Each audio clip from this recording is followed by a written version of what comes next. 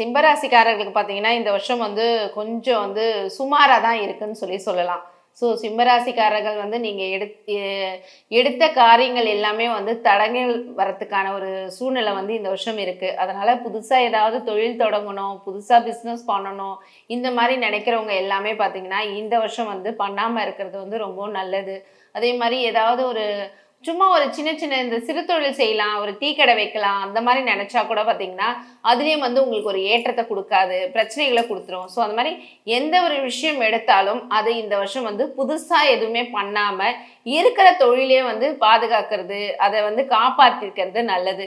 அதாவது நெறைய விதத்துல பார்த்தீங்கன்னா, அதாவது உடம்பு ரீதியாவும் சரி, மன ரீதியாவும் சரி, பிரச்சனைகள் வந்து வரக்கூடிய வருஷமா பார்த்தீங்கன்னா, சிம்மராசிக்காரர்களுக்கு இந்த வருஷம் இருக்கு.